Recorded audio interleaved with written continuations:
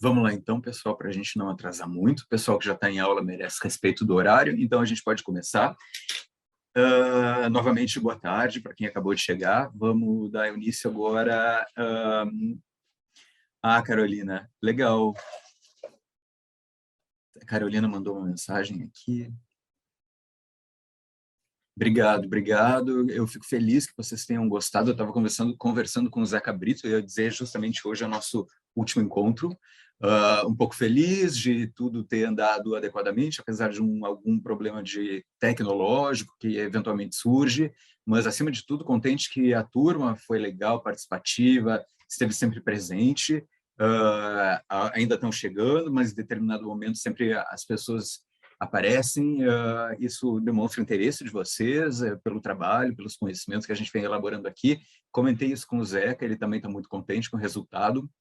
Então, como eu tinha dito, vai ter filmes, quer dizer, filmes tem em todo momento de aula, mas quer dizer, as aulas vão entrar em vídeo no YouTube. Também fiquei sabendo hoje pela Alice que comentou, tem uma rede, tem um portal de streaming que se chama Sulflix, como se fosse Netflix, mas Sul, então indicando que é um portal dedicado ao audiovisual do Rio Grande do Sul, e lá muitos dos cursos do ISIN-RS, dentro do projeto Revelando o Rio Grande, do qual a gente faz parte, alguns cursos então vão ser disponibilizados lá, ao que parece de forma gratuita. Eu ainda não sei de detalhes, mas isso vai acontecer, e as nossas aulas também vão estar no YouTube. Então, quem perdeu eventualmente uma aula ou outra, tem esses canais para acompanhar depois. Então, eu quero agradecer a participação de todo mundo, colaborações, dicas, links de filmes, de livros, tudo que a gente veio trocando desde então. Para mim foi muito bom, e uma surpresa grande de tanta gente ter interesse nesses assuntos. Fico muito feliz. Então, a gente vai começar a aula de hoje sobre Cidadão Kane, né? A mitocrítica, que é a última que eu apresentei na tese, de novo, trazendo aqueles 3 filmes que são os mais importantes, os indicados como os mais influentes de todos os tempos. Cidadão Kane, então, quase sempre indicado como o mais influente, o principal filme já lançado até então. A gente vai dar uma olhada exatamente por que ele é tão celebrado e requisitado, ou melhor, citado, melhor dizendo, nas listas de melhores. Deixa eu botar o PowerPoint na tela. Então, como eu estava dizendo, a gente vai ver o porquê disso, juntamente com uma leitura simbólica que eu vou propor hoje. Quer dizer, a gente vai fazer um pouco dos dois. A gente vai indicar algumas questões relativas à teoria do cinema como um todo, ou os elementos do cinema que formam a chamada gramática audiovisual, a linguagem cinematográfica. Então, nessa metacrítica, nessa aula desse filme, eu trago algumas coisas mais do cinema e não só do simbólico. Vamos transitar entre os dois polos, justamente para demonstrar, então, por que esse filme é tão importante, considerado como o mais importante. Cidadão Kane, então, ele é de 1941, é um filme que é muito estudado desde então. Quando ele foi lançado, ele não chamou muita atenção do público nem da crítica, e, na verdade, ele sofreu um boicote muito grande por parte de uma figura das comunicações dos Estados Unidos, chamado William Randolph Hearst. Esse Hearst, ele era um magnata das comunicações, tinha quase 40 jornais, 37, muitos deles sensacionalistas, mas também cadeias de rádio, TV, estúdio de cinema. E ele, então, inspira o Charles Foster Kane, que é o personagem principal, o protagonista dessa trama. E como ele não gostou nem um pouco de ser retratado nas condições em que o filme apresenta, ele fez um grande boicote com relação ao filme, tentou mesmo comprar o filme para poder destruir os originais. E houve um desentendimento grande entre ele e a equipe, mas, sobretudo, Orson Welles, diretor do filme. Mas, então, naquele momento, o filme foi lançado, não teve muito impacto, muitas pessoas até não gostaram, não entenderam, era um filme que quebrava com paradigmas narrativos e da linguagem audiovisual, como eu disse, a gente vai a fundo, não a fundo, mas vamos debater essas questões ainda hoje. Mas o fato é que, nos anos 60 em diante, esse filme foi retomado, e daí ele foi repensado, revisto e entendido de uma nova forma, e justamente ele começa a ocupar as primeiras posições em listagens dos melhores, recebendo críticas muito positivas, ou ainda sendo estudado academicamente, criticado por jornais, revistas, mas, enfim, sendo abordado de diversas formas, justamente porque ele provoca rupturas, como eu estava dizendo. Então, essas primeiras posições aí são consolidadas até hoje nas listas dos melhores.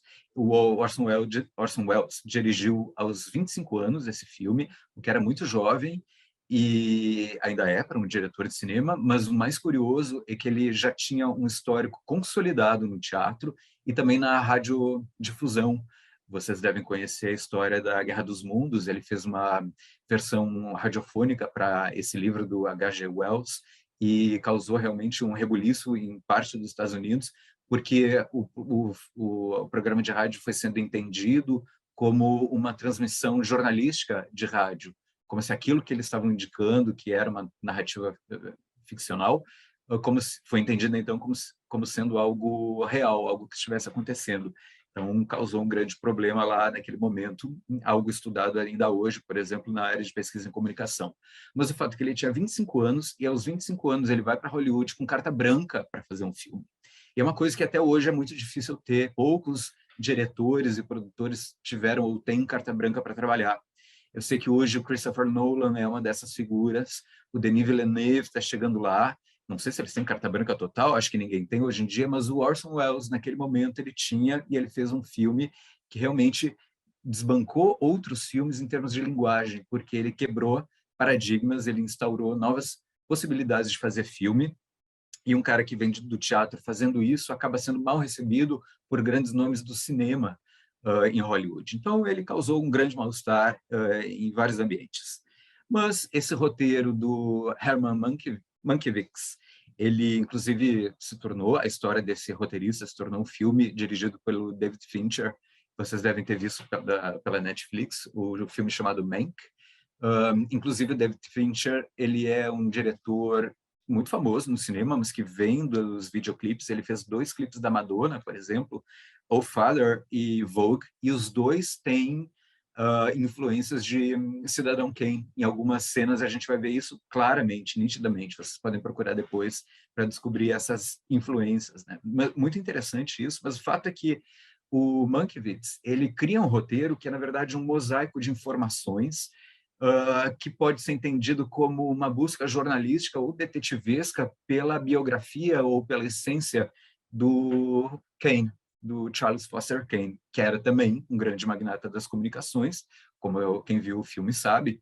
E então o roteiro ele é montado dessa forma, de uma forma fragmentada, uma narrativa não linear, em que um jornalista, Thompson, ele, por mando do seu editor, vai atrás de pessoas que conviveram, e é mesmo ex-mulheres, ex-esposas do Kane, para tentar desvendar, então, essa figura. Então, como eu estava dizendo, esse roteiro ele é um mosaico, ele é fragmentado, ele tem vários narradores, várias perspectivas, tem também transição no tempo, quer dizer, uma narrativa não linear, em algum momento ele está no passado, no presente, no futuro, um futuro que a gente vai entender como presente narrativo, no caso, mas, enfim, uma temporalidade que é variada, com muitos mistérios, lacunas, informações que entram em contradição também.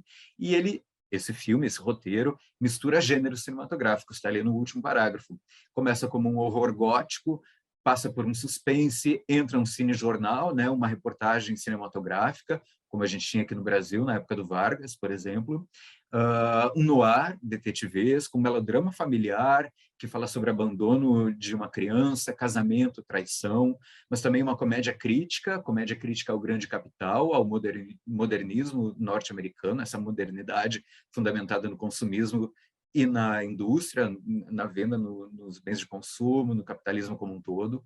Um drama operístico, em certo momento, thriller político, porque, assim como Hearst, na vida real, Kane também tenta uma vida política, né, uma carreira política que é mal sucedida, ele não chega lá. Um épico histórico, porque traz questões da história dos Estados Unidos, algumas questões com relação à Segunda Guerra Mundial também. Então, um filme muito robusto, um roteiro, acima de tudo, muito dinâmico, mas muito consistente também. Pelo menos em todo o roteiro é assim, mas tem um momento que ainda hoje é um tanto que criticado, a gente vai ver qual é esse momento logo em seguida. Mas Cidadão Kane acaba sendo observado de vários aspectos. especialmente pelas inovações da linguagem e dos elementos da linguagem audiovisual.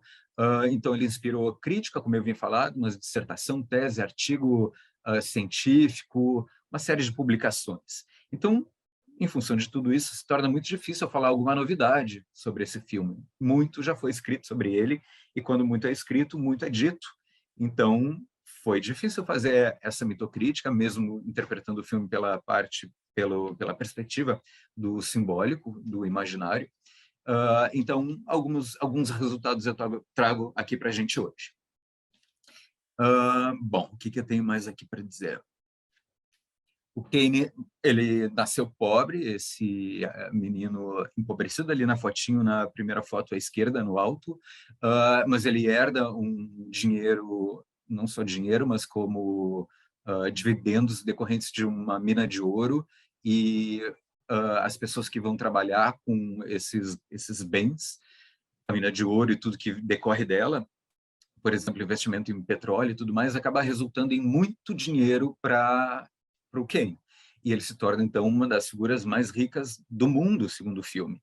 Mas isso não ajudou em nada ele a encontrar paz e a se tornar um sujeito moralmente equilibrado, psicologicamente equilibrado também. Ele é bastante dúbio nessas questões. Então, ele tem um início muito pobre, sobe rapidamente em termos de poderio financeiro, mas ele tem uma derrocada muito grande também. Essa derrocada que é moral e é simbólica, como a gente vai ver também, foi algo que marcou a própria existência dele. Então, a gente vai ver que, na verdade, o que o Kane busca durante todo o filme, durante toda a vida dele, é um paraíso perdido que ele perdeu. Paraíso perdido que ele perdeu é uma frase terrível, mas um momento de idílico ou realmente primordial no sentido de puro, de muito importante, que ele perdeu e que durante a vida adulta dele ele tenta retomar, né? Ele tenta reaver esse paraíso perdido. Vamos dar uma olhada nisso depois, mas simbolicamente essa seria a tônica do filme.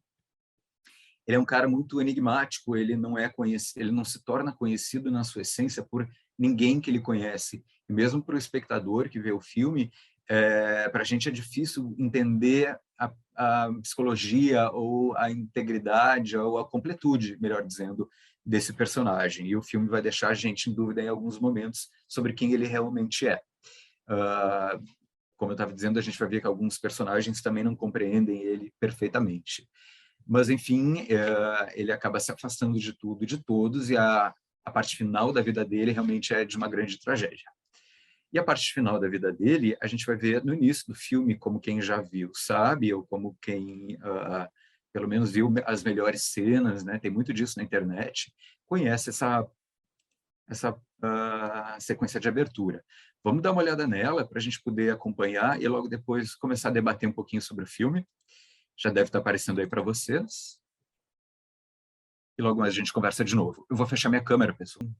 Deixa eu botar minha tela aqui para a gente poder se ver e fechar aqui a telinha do filme.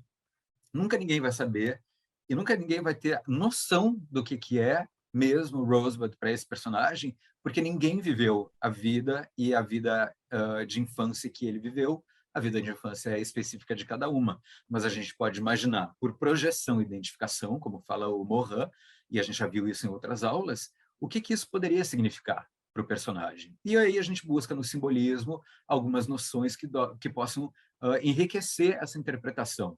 Porque Cidadão Kane, diferentemente de Um Corpo que Cai, é um filme um pouco mais óbvio.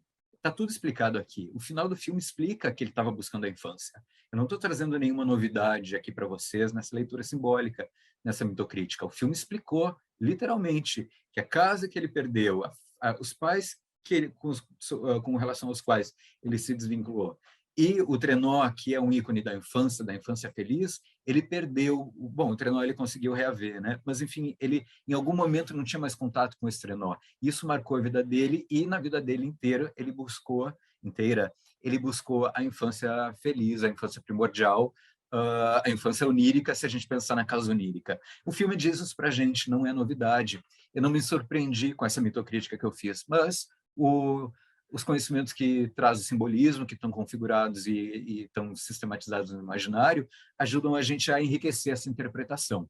Mas é um filme mais óbvio desse ponto de vista, na minha opinião. Um Corpo que Cai, por exemplo, ainda que tenha questões óbvias, porque a trama acaba se resolvendo, a gente, pelo ponto de vista do imaginário, pelo simbolismo, pelos fragmentos ou narrativas míticas, a gente pode ter outras compreensões e ainda mais fundo naquela história.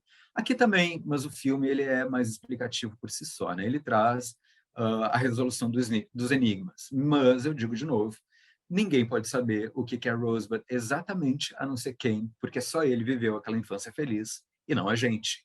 Isso talvez seja algo importante, mas tudo acaba se perdendo em memória, tudo acaba sendo queimado pelo fogo, e paciência, a gente continua com o grande mistério de quem é Kane, né, o Charles Foster Kane, e do que exatamente esse filme trata. Para mim, como o filme diz, é sobre a infância, né, uma infância que se perdeu, que foi interrompida. O que vocês acham, pessoal? Comentem. Será que é isso mesmo?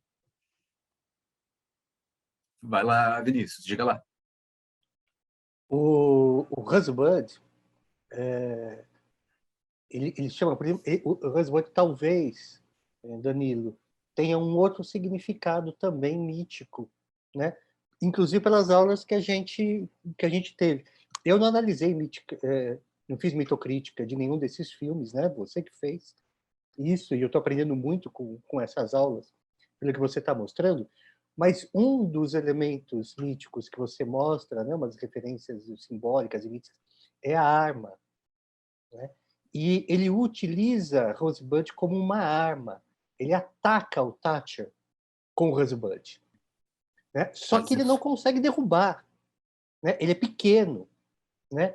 E o Rosebud é um trenó, ele não é uma espada, ele não é um revólver, tá certo? Ele não é uma faca, não é uma lança, né? Apesar dele ter talvez duas lâminas, né, para ir na neve, ele não, um trenó não é uma arma, mas ele utiliza como uma arma, né? E a hora ele ataca o Thatcher com essa arma, mas é uma arma impotente, né? Ele não consegue mudar o destino dele utilizando esta arma. Então, talvez seja uma das poucas coisas que, dentro da mitocrítica que você fez dos outros filmes, né? Este exemplo eu não vi você pensando nisso. Bem curioso, é uma chave de interpretação. Deixa eu ver quem comentou aqui, eu ainda não pude ver o chat hoje, mas alguém comentou se não seria um escudo, seria Magda ou Carolina? Opa, só deixa eu ver. Eu acho que foi a Carolina que comentou. Agora meu chat ele não está rodando direitinho. Bom, É Carolina. eu acho que alguém comentou o escudo. É uma chave de interpretação, mas eu acho que como arma, lembrando que nas questões do imaginário, do simbólico, pode acontecer da gente encontrar isso vertido ou traduzido audiovisualmente, quer dizer, encontrar uma arma, por exemplo, em 2001, a gente vê que o osso virou uma arma realmente na história, né? E daí eu trago o simbolismo para a gente compreender de que arma é e como ela poderia funcionar simbolicamente dentro do filme. Mas se a gente partir para a noção de arma simbólica dentro de Cidadão Kane, eu acho que, além do Rosebud, que é o trenó, a gente poderia pensar no próprio jornalismo como arma, mas daí não seria bem o jornalismo, mas aquele sentido simbólico que tem dentro do jornalismo, que é da vigilância, do controle. Tem alguns estudos daí do meu grupo de pesquisa que abordam o jornalismo e tudo mais, e eles vão nessa pegada, né, da vigilância, do controle e dessa prepotência do jornalismo em vigiar, controlar e mesmo punir eventualmente. E se a gente parar para pensar, o jornalismo do Kane é exatamente assim. A gente vê nas manchetes da cena que eu mostrei, aquele trecho, né, em que o Thatcher fica apavorado com as manchetes, ele vai lá na redação do Inquirer falar com o Kane, e ele diz, escuta aqui, o que está fazendo? Tu acha que isso é jornalismo? Não sei o quê.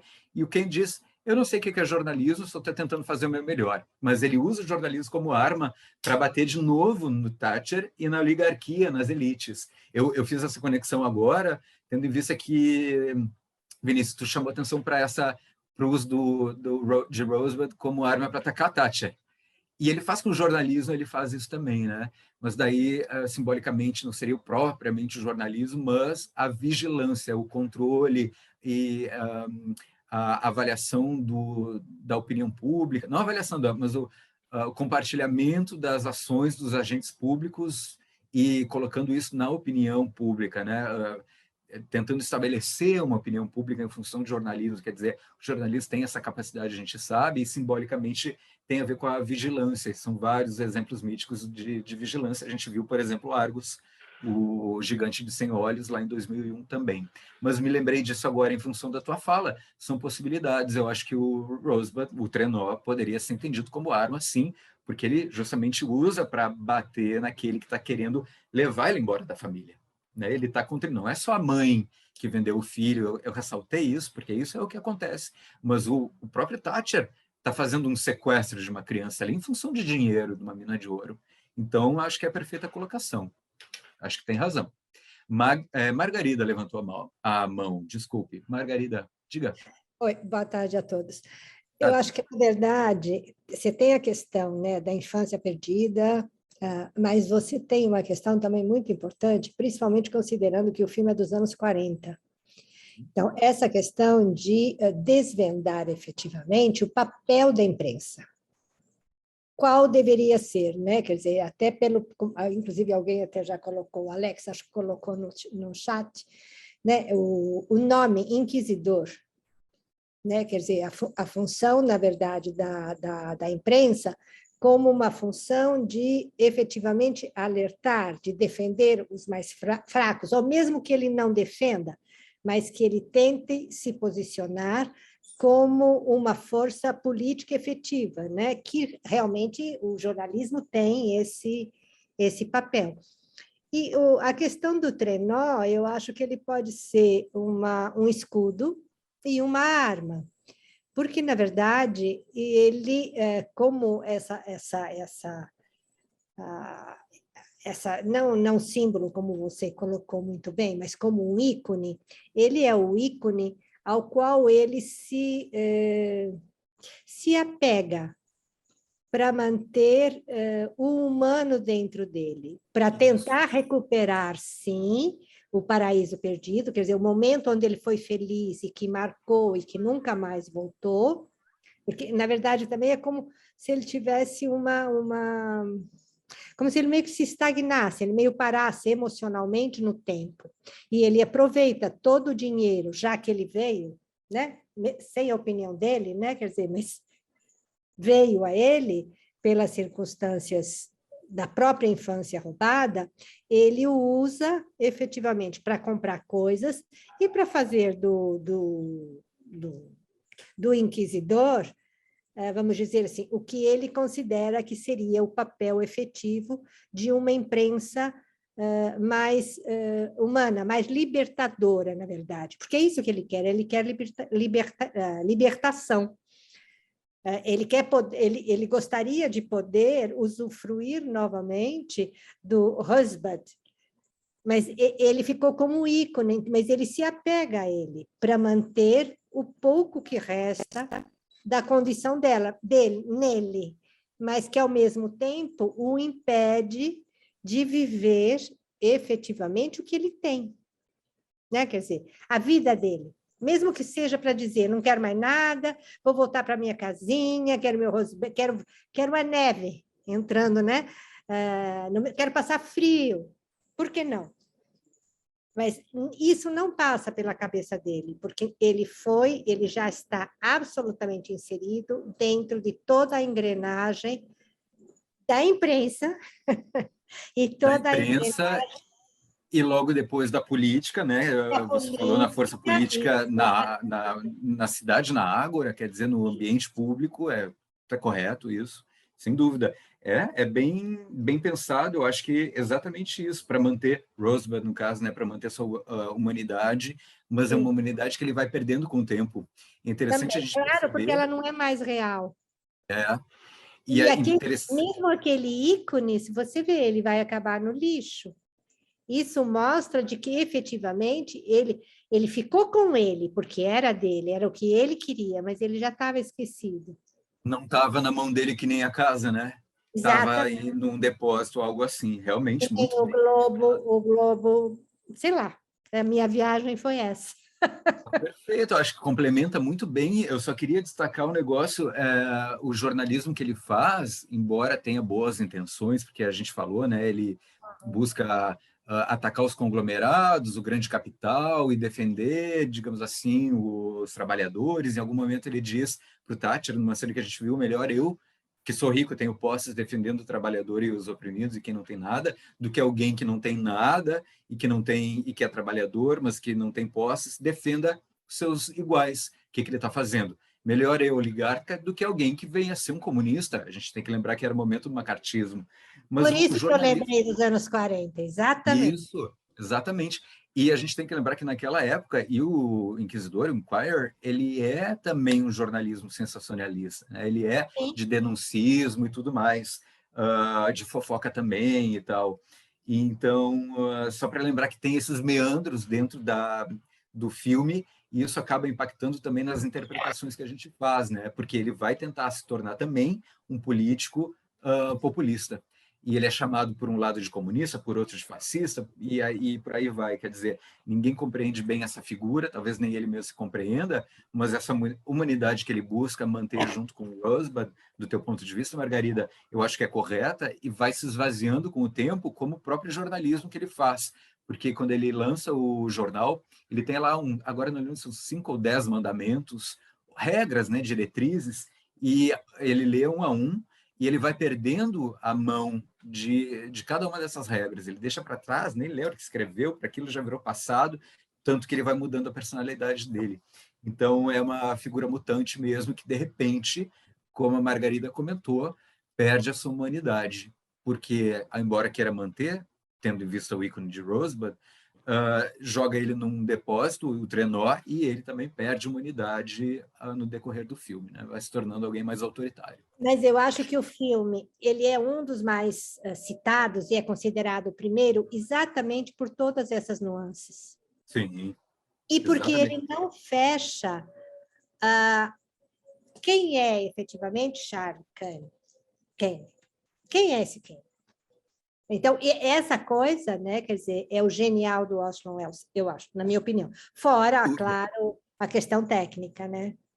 Essa fragmentação de personagens, a não linearidade da história, que acaba nos confundindo em algum momento, e depois a gente consegue se reorganizar. Mas, quer dizer, essa superdimensão das figuras e a profundidade delas, sobretudo do protagonista, é algo fundamental para o sucesso do filme, sem E dúvida mesmo a nenhuma. questão do Rosebud, o público sabe, mas os personagens do filme não sabem. Exato. Isso é Fica, genial. fica um mistério para eles, mas para a gente não fica, né? Então a gente acaba sabendo mais do que os personagens, o que é interessante demais. Claro, até hoje. É isso aí, Obrigada. Margarida. Alguém mais quer comentar? De novo, eu digo que eu ainda não pude ler o chat hoje, fiquei um pouquinho mais Oi, atrapalhado. eu tenho duas questões Ah, rapidinhas. Alex, claro, vamos lá. A primeira, ela é menos focada na interpretação, é só porque é uma coisa que sempre me fugiu, todas as vezes que eu assisti Cidadão Kane. Qual é a razão verdadeira do banqueiro precisar virar tutor do Kane? Porque, tipo, eu sempre pensei que era porque ele não tinha herdeiros. É isso mesmo? Não sei, ou nem dá uma explicação. Eu acho que não dá uma explicação, mas eu acho que faz parte do acordo, porque a mãe... Por que a mãe quer se livrar do filho? Sim, mas qual a vantagem de virar tutor do Charles? Bom, eu não sei, sinceramente, é uma boa pergunta. Eu sempre me perguntei, tipo, não foi uma ação de generosidade, de vamos levar essa criança? Eu acho... Não, sem dúvida que não, mas eu acho que faz parte do acordo com a mãe. Você compra a casa, as terras, a mina, leva o meu filho e me deixa com a mensalidade, não, como é que é a pensão de 50 mil por mês, né, para a mãe e para o pai. Mas eu acho que faz parte do acordo. É uma ótima pergunta, eu realmente nunca parei para pensar sobre isso. Não sei se alguém sabe, se tem Eu acho que alguma... faz... Eu tenho um Oi. livro aqui do Kubrick, mas eu acho é do Kubrick, não é do Orson Welles. Mas Eu eu acho acho que faz parte do acordo com a mãe, para dar essa noção de que a mãe está se desvinculando do filho, leva ele embora, e daí com 25 anos ele tem acesso a todo o dinheiro. Ela faz parte do acordo com a mãe, e a mãe também quer que ele tenha uma educação que ela acha que ela e o marido não são capazes de dar. Verdade, tem isso em cena. Eles falam exatamente isso. Isso é dito no início quer dizer, no início. Verdade. Durante o filme. É verdade. O pai fala isso e a mãe também. Verdade, Né? O pai não quer, o pai é contra. O pai quer que o menino fique. Mas é importante a pergunta do Alex, porque realmente eu acho que naquela confusão daquela cena tudo passa um pouco batida, essa informação pode passar um pouco batida. É curiosa a percepção que a gente tem sobre os filmes, né? Alguns pegam outras coisas, outras pessoas pegam outros detalhes, mas de fato isso está na fala. Você me desculpa, Danilo, eu até coloquei isso no chat, meu nome é Sônia. Eu fiz essa pergunta porque eu vi esse filme algumas vezes e nunca me passou isso dela vender. O que eu entendi, a minha leitura do filme, né, claro, cada um tem a sua, é de que quando o pai tenta agredi-lo, ela fala, tá vendo? É justamente por isso que não quero você sendo criado com a gente. Violento. Então, eu entendi que essa mãe estava numa relação convencional da época, que não poderia se separar nem nada, e ela queria o melhor para ele. Eu acho que ela viu afastá-lo do pai, que era interesseiro, porque quando ele está contra, mas quando ele ouve que ele vai receber 50 mil, ele cala a boca, ele muda totalmente. Então, ele era agressivo e ele era interesseiro. E ela, vendo isso, ela achava, só que estava errada, lógico, porque o garoto foi criado sem amor, né? Mas eu acho que na cabeça dela, ela queria afastá-lo para protegê-lo e achando que ele ia ter todas as condições financeiras, ia ficar longe do pai, mas é claro que ela acaba com a vida dele assim, né? Porque ele cresce. Aí eu vejo também uma crítica ao modo capitalista, porque ele é criado solto por banqueiros, tutores, é uma coisa fria, né? Quer dizer, o que adianta ter tanto dinheiro e não ter o amor? Então eu sempre vi o filme com essa leitura e como uma crítica ao capitalismo, né? E a crítica que eu faço à postura da mãe é exatamente essa, porque a mãe poderia muito bem, a cada mês, visitar essa criança, mas ela nunca foi. Ela cortou as relações com o filho. Ainda que ela tenha pensado em entregar o filho para o banqueiro para ter a melhor educação na Europa, ele disse que passou por várias escolas, o Ken fala isso em algum momento, e a gente viu, e até em universidades, e sempre foi expulso de todas, quer dizer, ele não se relacionava com essa questão do estudo adequadamente, a mãe nunca mais viu o filho. Então, a crítica que eu faço enquanto venda do filho é exatamente essa, do ponto de vista capitalista. Seria até uma crítica aí na linha da escola de Frankfurt, né? Mais ou menos uma teoria marxista, quer dizer, a mãe se desvincula totalmente, ela não quer mais ver essa criança, ela nunca mais viu a criança. Então, se o ponto de partida era essa visão de melhora da educação... Os pais deles morreram precocemente por uma doença, alguma coisa assim que aconteceu. Eu me lembro disso no filme. Morreram precocemente. Eu me lembro dessa informação no filme. Se eu me lembro bem, eu não sei se alguém lembra, mas eu acho que eles tiveram uma morte precoce. Eu lembro, mas eu tenho que ver isso, mas eu tenho essa lembrança, entendeu? Pode ser. Eu não me lembro dessa informação no filme. Eu nunca pensei pelo lado ela, entendeu? Como mulher, porque eu vi sempre como uma maneira dela protegê-lo, né? Porque dada a época e tal. Eu compreendo. Eu sempre via uma crítica mais ao sistema capitalista, porque são banqueiros. Mas né? ela faz parte do sistema capitalista, né, Sônia? Eu concordo e eu entendo o que tu dizes, mas ela faz parte do sistema capitalista no momento em que ela vende terra e mina para um grande banco e manda o filho embora e nunca mais encontra esse filho. Isso é uma engrenagem capitalista também. Talvez até tenha sido uma obrigação lá do contrato, como a gente falou, né? O filme não entra em detalhes desse assunto, né? Mas eu acho que eu fiz realmente uma crítica incisiva com relação à mãe, porque, para mim, uma mãe que vende tudo que ela tem para ganhar, porque $50 mil de abono, não, como é que se diz? Faltou a palavra de novo. De pensão. Pensão. Nos anos 40. Naquela época também era uma pechincha, porque era uma mina de ouro que rendeu bilhões para aquele cara. Ele cara era o sexto mais rico do mundo. Então, ainda que tenha sido para levar essa criança a ter uma vida melhor, ela vendeu por miséria. Não era nada aquele valor. e ela nunca mais encontrou a criança. Então, por isso que eu Mas peguei... é por isso que ela vendeu por miséria, porque ficou tudo para ele, é que eu não vi assim como um negócio para ela, que ela tivesse tirado vantagem, entendeu? Eu acho que ela queria deixar para ele. Só que ela estava errada, porque o garoto precisava de um lar, uma família, né? Ela estava completamente porque equivocada. colocando Eu as questões sempre vi assim. Entendo. Colocando as questões de valor de lado, se era contrato, se não era contrato, o fato dela nunca mais encontrar o filho é algo, para mim, pega muito pesado, né? Acho muito estranho. Mas é verdade, são várias leituras que podem ser feitas com relação à postura dela, né? Sem dúvida nenhuma. Sônia... não, a Sônia comentou agora. Ana Maria e Carlos estão na fila para falar, se a Sônia não quiser complementar. Carlos levantou antes de mim, deixa para ele. Então, Carlos, Vai depois lá, o Ana, vai Lola lá, também. Ana. Vai lá, Ana, vai. Deixa a Ana aí primeiro. Obrigada, Carlos. Danilo, o arquétipo do órfão não foi colocado. Não sei se você fez alguma abordagem sobre isso, porque o que é a orfandade? A orfandade é desamparo, é privação. Causa um trauma para o resto da vida, e muitas vezes irreparável.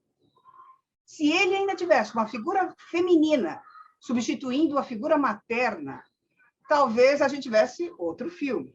A gente percebe que ele só tem a paternidade substituída, e com um pai tão cruel quanto o suposto pai, que a gente acha que possa bater, mas ele está na autoridade de ser pai. Os castigos dessa parte primeva da vida dele, como de todos nós, poderiam ser aceitos porque era o pai dele, né? Então, ele não tem uma figura feminina, há uma ausência da figura feminina. Daí em diante, os relacionamentos dele, que ele viesse a ter com as mulheres, está marcado por essa cicatriz, por esse corte na árvore. Ele não consegue, ele não tem estrutura emocional, algumas pessoas têm, outros não. Não consegue superar esse trauma. Então, ele vai criar dentro dele sempre uma desconfiança com relação ao outro e também, marcadamente, desconfiança pela figura feminina. E que deve ser, essa dualidade de personalidade dele deve estar muito linkada ao sentimento de amor e ódio desta mãe, mais do que a do pai. Do pai, a primeira oportunidade ele se vingou através do jornal e através da paciência que ele diz que vai ter em 60 anos de destruir toda a fortuna que eles mesmos arranjaram. Eu concordo. A figura do pai não é muito influente tanto quanto a da mãe. Eu não abordei diretamente o arquétipo do órfão, foi uma falha minha, mas a questão da orfandade, das limitações da vida adulta em função da ausência da mãe ou dos pais como um todo, eu acho que eu vim trabalhando. Mas, realmente, situar ou descrever mesmo o arquétipo do órfão é uma boa lembrança que está faltando aqui, mas eu acho que acaba aparecendo em alguns momentos da mitocrítica.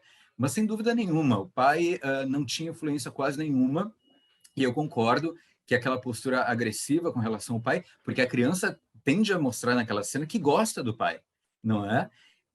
Mas que é muito obediente à mãe, porque faz tudo que a mãe manda. Ela vai ao encontro do pai, dá oi e tudo mais ali na neve, a mãe chama e ele vem na hora.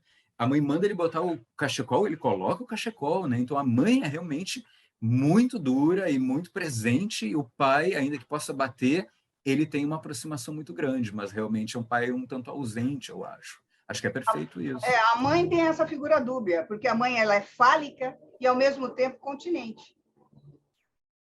Fálica e continente.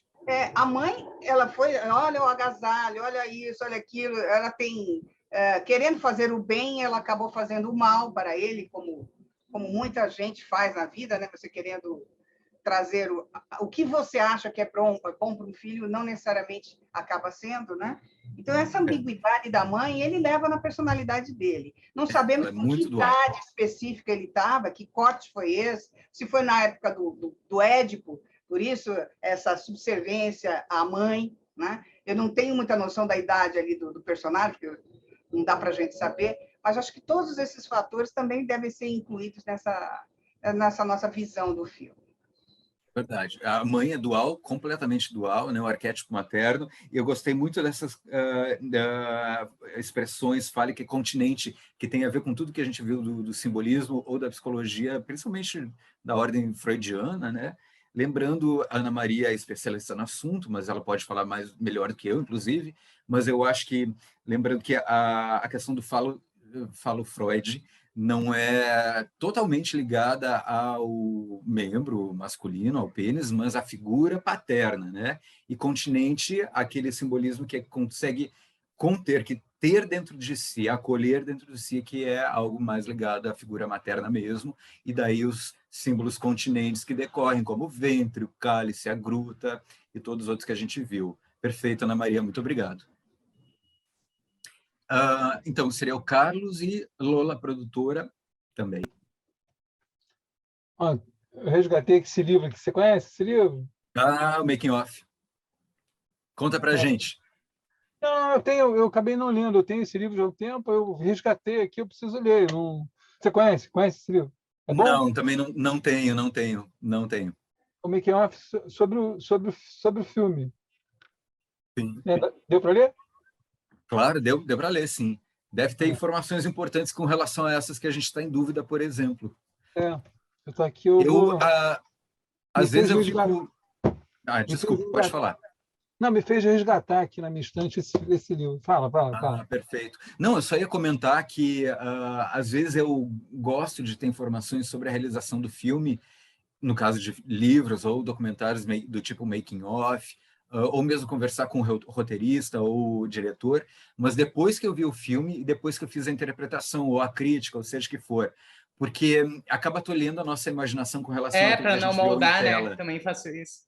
Para não moldar. Por exemplo, a gente viu a interpretação, a gente pegou e viu o filme Caçador, de 2014, do Rafael Duarte e da Thaisa Enes. Aqui, os gaúchos aqui fizeram aquele curta-metragem justamente sobre a história do caçador, né, e da figura paterna. E eu vim com várias histórias malucas de que pode ser isso, pode ser aquilo, sei lá se é um fantasma, o que é. E daí depois Rodrigo, nosso convidado do dia, disse, não, falou com a autora do texto, quer dizer, do roteiro, e ele explicou mais ou menos o que seria. Importante a gente saber, mas acaba tolhendo um pouco a nossa capacidade de interpretação, né? Lembrando que o filme deveria ser somente aquilo que a gente vê na tela, né? Aquilo que a gente vê no telão, na tela da TV ou do streaming hoje em dia, seria aquilo que basta para a gente poder compreender e interpretar um filme. Mas, claro, depois a gente vai atrás das críticas, dos making-offs, para poder compreender melhor. É algo que acontece. Uma dúvida. Já faz muito tempo que eu vi o filme. Conforme você estava falando, na hora que ele está indo para o quarto, dá a impressão que ele vai para o quarto e vai morrer. Mas aí aparece aquela enfermeira. Ué, ele já estava doente? Por que enfermeira? De onde surge aquele enfermeiro? Não. Ele vai para o quarto porque ele vai se retirar, ou ele vai para qualquer outro ambiente daquela mansão gigante. A gente não sabe porque aquela cena não tem continuidade. Mas a gente sabe que dali a algum tempo, em breve, ou talvez alguns meses, ele vai morrer. Porque ele já está velho naquele momento. Não é uma sequência, então? Não é uma sequência direta, eu acho que não. Mas é importante lembrar isso, e é uma boa observação. A gente veja um corpo de funcionários bem grande naquele momento em que ele deixa o quarto da mulher, né, passa pelo espelho e ficam refletidos vários personagens, Kane, quer dizer, aquela miríade de possibilidades, aquela fragmentação imensa dessa personalidade. A gente não vê nenhuma, ou não consegue ver, pelo menos, nenhuma enfermeira. Mas dali adiante é o momento da morte. Tá. Não que seja encadeamento direto. Tá. Agora, duas perguntinhas. Qual é a sua leitura para esse filme ser o melhor da história durante tanto tempo, né? Tanta gente referenciando dele. Por quê? Quais são os motivos disso? E se você acha que ele tem qual é a moral da história? Alguma mensagem que ele passa assim, olha, esse filme passa a mensagem tal. Qual é a leitura? Resumisse assim numa frase, olha, esse filme quer dizer, sei lá, pá. Olha, eu tentei demonstrar isso no início e agora no final, né? Ele é importante para o cinema porque ele tem um roteiro fragmentado que tem várias perspectivas, então, pelo ponto de vista de vários personagens, isso é alinhavado em uma forma não linear. E lembrando que o cinema até então não era isso. O cinema até então era início, meio e fim, com uma linguagem determinada basicamente pelo D.W. Griffith, que instaurou uma linguagem cinematográfica baseada no plano contra plano e algumas determinações de criação, de realização do cinema que foram consolidadas a partir de 1913, por aí vai. Mas esse filme pega e acaba reorganizando isso junto com o neorrealismo italiano lá na Itália, na década de 40 também, no momento em que, pelo menos em Cidadão Kane, ele mistura todas as histórias, tira a linearidade da história, então intercala momentos diferentes das passagens da vida do cidadão do Kane e acaba criando confusão na mente do espectador, justamente porque fragmentos dessa biografia surgem a todo momento em momentos históricos diferentes, então causa uma certa confusão. Além dessa questão da narrativa e da construção do roteiro como um todo, tem toda a nova abordagem da linguagem cinematográfica. Eu tentei falar, não sei se tu já estava em aula, dos planos sequências, da profundidade de campo, do uso de lentes com nitidez em todos os personagens que estão no campo de cena, no uso das sombras em vários momentos, mascarando personagens, ocultando personagens, do uso dos espelhamentos, mas também da montagem, que utiliza quase tudo em estúdio, mas também em sobreposição de imagens em movimento, fusões, intercalando a possibilidade do cenário pintado com os cenários reais em grande escala. Então, ele vai colocando tudo de uma forma inovadora para o cinema daquela época. Então, do ponto de vista cinematográfico, é esse. Do ponto de vista simbólico, para a gente tentar entender alguma moral da história, digamos assim, eu acho que é isso que eu tentei falar no final, que é sobre a infância de um personagem que, na verdade, acaba espelhando ou faz a gente se projetar e se identificar com esse personagem em função da nossa infância. Então, não é que a gente está se identificando com a infância dele exatamente, mas em função daquilo que a gente vê na infância dele, a gente busca na nossa memória as primeiras memórias, então aquelas primordiais da nossa própria infância, que são fundamentais de uma psique, de uma psicologia de uma pessoa. Então, eu acho que o filme quer dizer que tudo aquilo que acontece na vida de uma criança acaba moldando a vida dele ou dela enquanto adulto, podendo levar ela a uma grande confusão, a uma grande tragédia, uma grande queda enquanto pessoa adulta, em função de um grande trauma ocorrido no passado.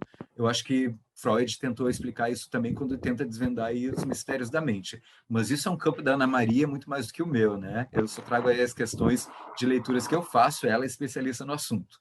Mas eu acho que a moral da história seria algo ligado a isso, a como a infância e os traumas que a gente vive na infância acabam instaurando a nossa psique enquanto adulto.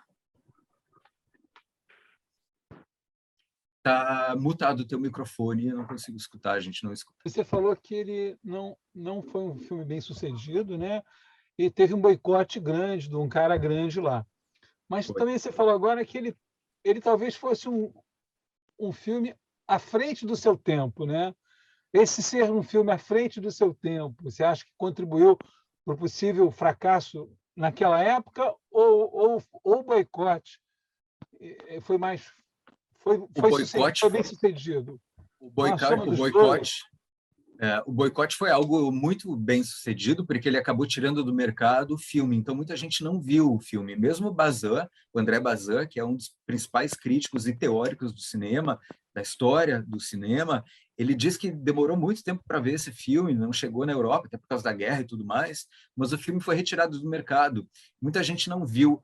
Eu estava pegando uma crítica, eu acho que era do Pequena, que saiu na Folha de São Paulo, quando o filme fez, acho que 50 anos. Agora não era o Inácio Araújo, era um autor da literatura, um biógrafo. Era o Rui Guerra, escrevendo sobre 50 anos, e ele diz que ele só viu o filme em 68 ou em 64, quando fizeram uma retrospectiva de Cidadão Kane, com uma cópia muito ruim, aí no Rio de Janeiro. Não me lembro o nome do cinema, mas era muita gente, tiveram até que pegar, ele fala isso no texto na Folha de São Paulo, pegar cadeiras de bar para poder acomodar todo mundo, mas o que eu quero dizer é que o boicote realmente foi muito impactante, muito forte para tirar o filme de circulação. Então, ele demorou a ser visto por muita gente. E quem viu na época se incomodou um pouco com as rupturas da linguagem cinematográfica. Então, acho que é uma confluência dos dois. De forma geral, tudo que é vanguarda e tudo que rompe com o estabelecido acaba afastando as pessoas que estão acostumadas com a normalidade. Acostumados ou acostumadas. Então, o Lotman fala isso na semiótica da cultura, Yuri Lotman, né? A cultura ela só evolui com rupturas.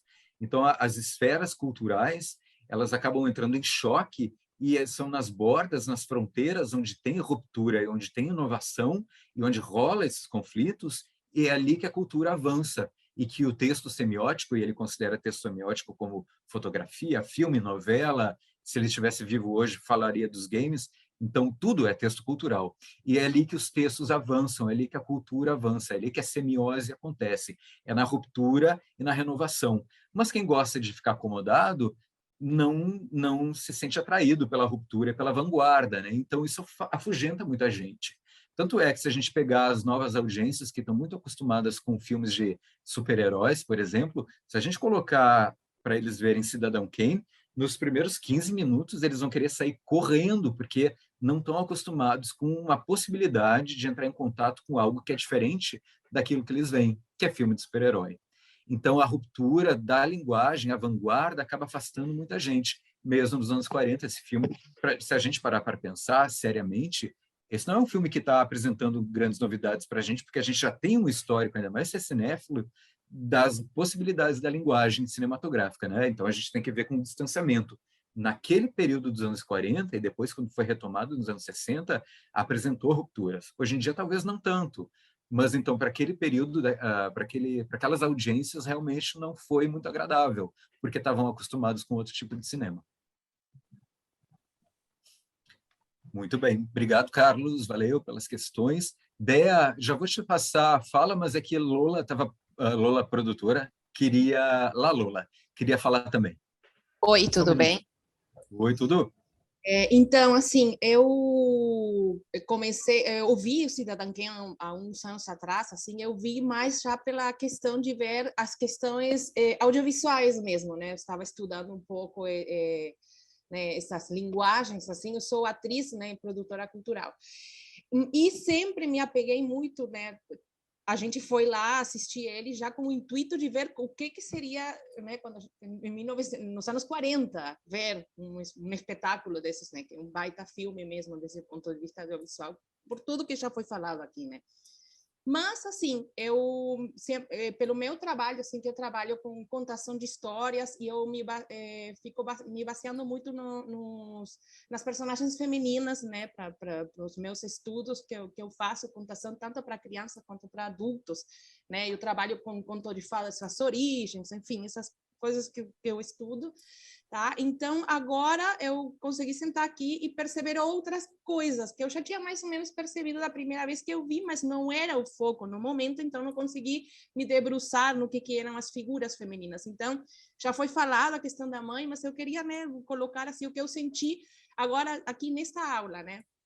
Que tem a questão da mãe que ela já se mostra fria, não pelo simples fato dela estar com fundo de neve, né? Aparece a figura dela, aparece aquela janela, aquele menino já distanciado, né? Brincando no frio, né? Mesmo que ela diga que coloca um cachecol e tal, que mostra, ok, é uma mãe, tem um arquétipo assim, de cuidado, mas ela se mostra muito fria, não pelo simples fato de vender, não vender o menino, né? Essa questão que em uma primeira instância, para mim, é uma questão até de cuidado, dela não ter outro jeito de cuidar que não seja entregar esse menino para tirá-lo daí, seja pai violento ou não, porque eu também percebi que, ok, né, o pai pode até bater no menino, mas talvez antigamente era muito comum o menino levar uma palmada, mas o menino gosta até, parece que gosta do pai, né, enfim, não tem medo de ser pai, né? Porém tem um medo, não sei se não é medo, mas é um grande respeito pela mãe, né? Como tu comentaste, isso aí eu também já tinha notado, né? Tipo, a mãe fala e ele vai e faz as coisas. E há uma frieza, tanto pela atitude de, eu vou assinar, ponto final, mas todo pelo rosto, né, dela. Ela em nenhum momento se demonstra que ela está passando mal. Por isso, embora possa, de fato, essa frieza ser que está realmente passando mal. E depois vem a questão da casa gigante, né? E do amor dele que ele não consegue conquistar, né? Então ele tem aquela casa enorme que é totalmente fria também, né? E para mim, né, nesse momento, para mim, tudo isso que ele compra, né, estátuas e tentando comprar, não sei se é comprar o amor daquela mulher que ele está naquele momento ou tentando suplantar o amor de mãe naquilo, né? Porque aquela frieza tão gigante, né, que consome eles, aquele espaço, aquele distanciamento, também me pareceu que poderia estar representando a mãe ali. E aí ele volta a sofrer um segundo, né, abandono quando ele é deixado pelo amor né, dele. Primeiro a mãe e depois esse segundo abandono, né? E aí que, por fim, digamos, ele... Não é que, por fim, né, ele vem reagindo sempre, né? Ele é um homem... Mas toda aquela cena que ele quebra com todo o quarto, né? É uma cena genial, né? É chocante, assim. Porque aí parece que vem um calor, né? O calor do momento por fim chega, porque Sim. todo o resto é muito calculista, né? Frio Exatamente. é a frase, né? Mas e aí assim, quando ele vem a falar sobre o seu brinquedo, o seu treino, talvez ele esteja de fato falando na própria mãe, né? Que ele estava esperando em algum momento que ela retornasse de algum jeito, porque de fato também tu comentou, a mãe nunca foi atrás para visitá-lo, né? E, enfim, sei lá, é mais ou menos o que eu vi desde o ponto de vista de observar a personagem mulher, neste caso, e não tanto o Ken, né? Só uma coisinha, Carlos, você está com o microfone aberto, está atrapalhando um pouquinho para a gente ouvir o... Perdão, desculpa. Tá falando. Imagina, querido, imagina, só apontando. Obrigado. Não, eu acho que são ótimos apontamentos. Sim, só um minutinho, ideia, só para comentar que eu acho que são ótimos apontamentos com relação, acho que como a gente vinha falando, a figura feminina aqui é fundamental para a gente poder desvendar um pouco mais desse personagem, sem dúvida nenhuma, mas só para fazer um comentário, Lalola, me desculpem, ele já estava acumulando muitos objetos, comprando demais, enfim, antes desse casamento mesmo. Então, ainda que possam ser presentes para ela, para poder sanar aí uma solitude que ela tenha, né? Uma questão de ser uma figura muito solitária, ainda que casada com ele já tinha isso antes, ele já tinha essa prática, justamente que é para mim, é algo essencial de entendimento, de preenchimento de si mesmo. Né? Eu acho que é algo... Ele foi vendido, ele compra, né? Ele é do capitalismo de consumismo constante apresentado. Exatamente. Dea, queria comentar. Vamos lá, Dea, por favor. Vamos ver se vocês conseguem me ouvir. O som meu está horrível, tudo entrecortado, mas com muita dificuldade eu fiquei até o fim, porque estava interessante. Eu vou ver se vocês estão me ouvindo bem. Sim, senhora, estamos sim. Bem, aí eu queria pontuar o seguinte: quanto ao comportamento da mãe, a frieza dela, né? Que eu estou falando o que foi abordado, né? Sobre a frieza dela, na questão da despedida, em ganhar o dinheiro e deixar o filho. Vários desses comportamentos dela podem ser compreendidos, ao meu ver, não só pela essa frieza, pelas circunstâncias. Ela vivia num lugar, você vê, totalmente distante. Essa questão de nunca foi visitar o filho, mostrou uma frieza muito grande. Isso poderia ser devido às distâncias grandes e à não mobilidade dela de transitar em outros lugares sem ser aquele dela. A limitação de conhecimentos. Isso é uma coisa que pode justificar. A outra ela deu aquele dinheiro, ela tinha muito, tudo, mas ela não tinha possibilidade. Nada ali era perto. ela desejava, ao meu ver, só o crescimento, deixou tudo para ser possível esse filho ter uma vida melhor, e não só de conhecimentos, mas financeiramente bem, né? Isso aí, para mim, pode ser isso também. A outra coisa é antigamente não se expressava, não era todo mundo que conseguia, não era todo mundo, não era comum a mãe e o pai expressar seus afetos, como a gente vê hoje, abraçar, né? Isso é uma coisa que também poderia estar tolhindo o comportamento dela, juntamente com essa questão da emoção grande que a fazia paralisar. Essa é uma coisa que também me impressionou e que eu refleti sobre isso. A outra coisa, se essa criança tivesse encontrado no mundo em que ela viveu, com todas as condições que tinham para dar a educação dela, mas se ela tivesse encontrado uma vida de afeto, carinho, de segurança, ele podia ter transposto toda essa dor, essa mágoa, esse abandono que ele sentiu. Provavelmente ele não teve isso. Eu concordo, Dea. Concordo em várias observações. Vejo como é importante a gente poder conversar com as pessoas, porque daí a gente pode absorver as abordagens e os entendimentos que são feitos. Eu acho que essa questão da época e da demonstração dos afetos, que eram mais ou menos diferentes como são hoje, acho que é fundamental. E essa questão última também, quer dizer, quando a gente pensa que uma figura tem a sua infância interrompida e no momento posterior, enquanto ainda é criança, ainda tem uma infância pela frente, não tem as condições de desenvolvimento que poderia, eu acho que a gente falou isso anteriormente também, não tinha uma figura feminina para dar continuidade na educação daquela criança, na criação. Acho que a Ana Maria comentou isso, não me lembro agora exatamente quem, mas falta essa figura materna. Talvez se tivesse, teria preenchido algumas questões de afeto novamente, e talvez ele poderia ter contornado esse trauma anterior e ter uma vida adulta diferente, né? Sem dúvida é uma possibilidade, é um ponto importante mesmo. Eu acho que sim. A Ana Maria tem a mão levantada, e eu acho que ela poderia comentar essas questões e ainda falar um pouquinho mais do que ela gostaria.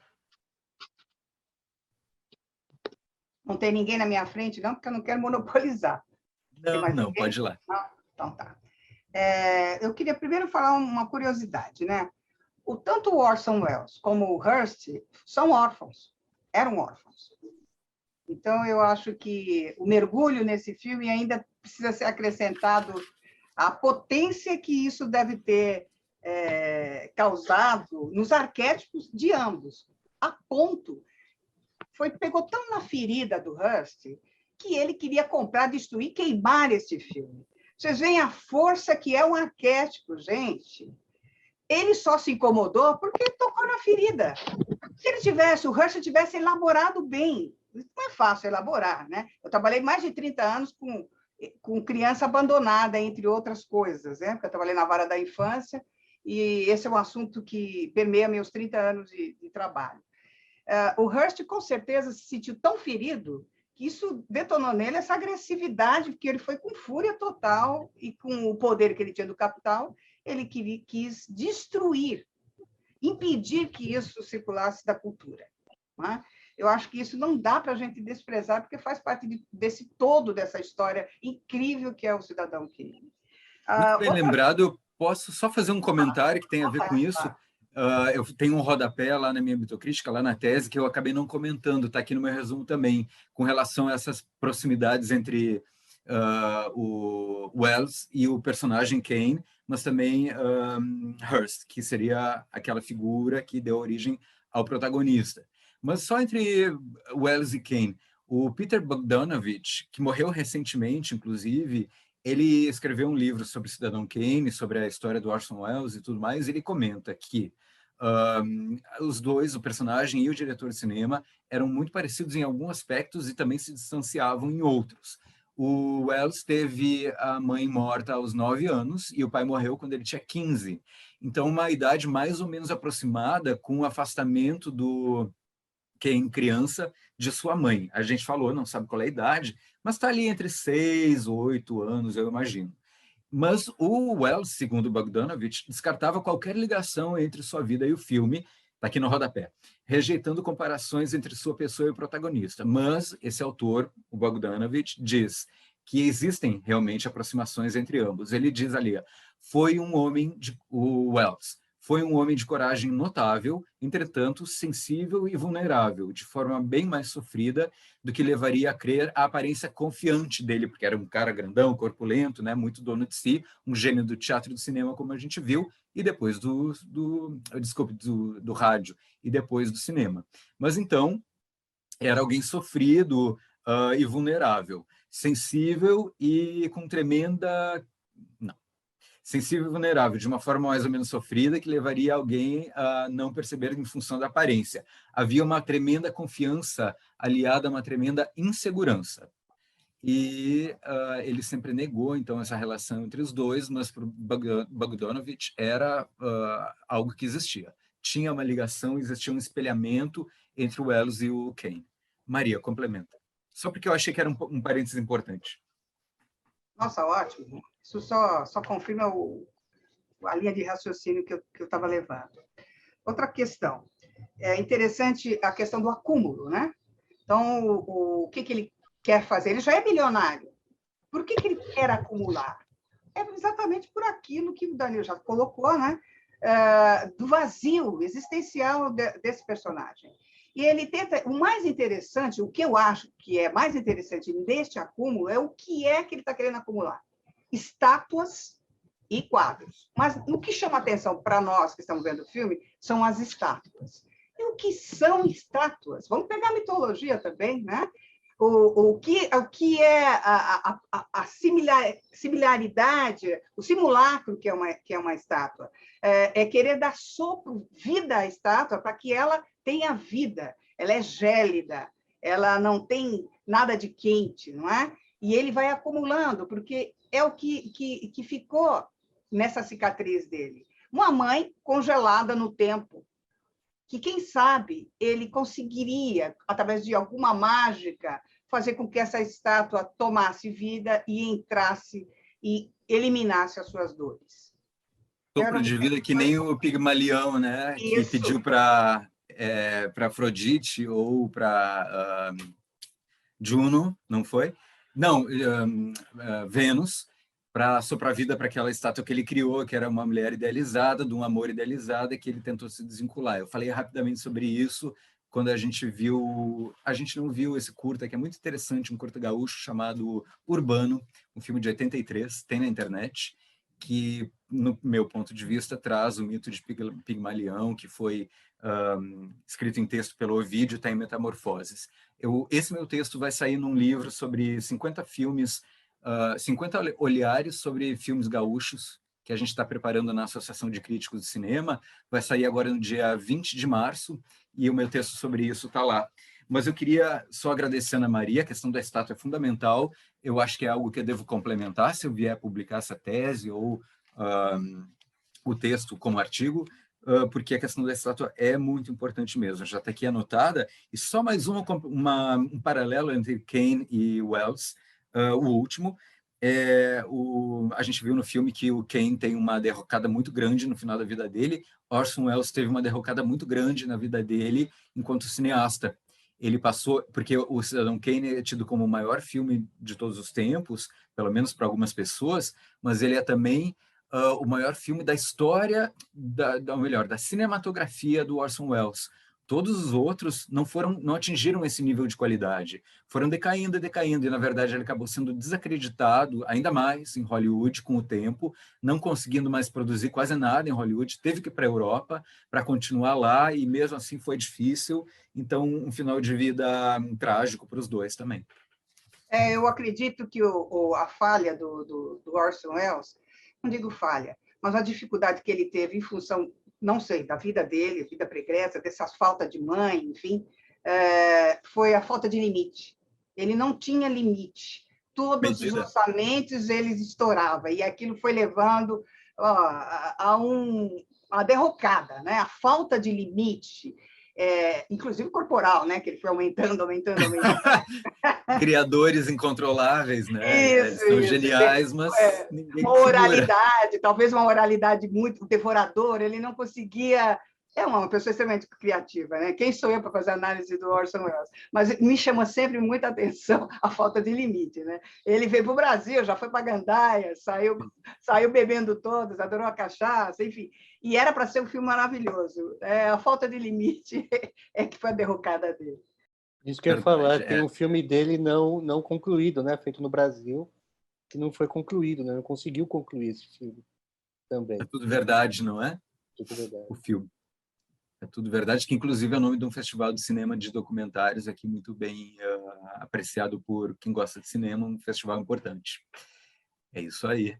Bom, realmente, Orson Welles é uma figura fundamental do século XX em termos de mídia, de várias mídias, né? Não só da mídia eletrônica ou cinematográfica, a eletrônica seria da TV, mas mídias e artes. Então, um cara que rompeu barreiras e tudo que ele fez foi com muita grandiosidade. Então, essa desmedida e esse ser incontrolável, essa criatura criadora incontrolável que a Ana Maria chamou a atenção para a gente, é o que ele é. Muito bem. Ele começa com o rádio, né? Ele fica famoso pela narração da Guerra dos Mundos, do H.G. Wells, que cria um pânico, né, nos Estados Unidos, os caras achando que efetivamente marcianos estavam atacando a Terra. Exatamente. Comentei isso no início da aula de hoje, desse fato importante, quando ele levou fez na verdade, uma espécie de radionovela de A Invasão dos Mundos, né, do H.G. Wells, e como o Vinícius disse, muita gente escutou no rádio e achou que era uma invasão alienígena, causou um certo pânico em algumas regiões dos Estados Unidos, boa parte dos Estados Unidos. Uma figura genial mesmo, e já consolidado no teatro também, com grandes montagens. Ele fez uma montagem de Hamlet com um elenco de atores negros, o que foi assim um escândalo na época, mas uma visão além do seu tempo, né? Algo que poderia ser feito hoje novamente para reafirmar a posição dos negros dentro da cultura. Ele já fez, então, lá nos anos 40, ou antes, até não me lembro a data, acho que 37, não tenho agora em mente, mas realmente uma figura fundamental aí para a nossa cultura. Algo mais, pessoal, que a gente poderia comentar, ou alguma dúvida que alguém tenha? Algumas pessoas fizeram comentários ali no chat, puseram opiniões. Muito obrigado. Danilo, duas coisinhas, né? Fala.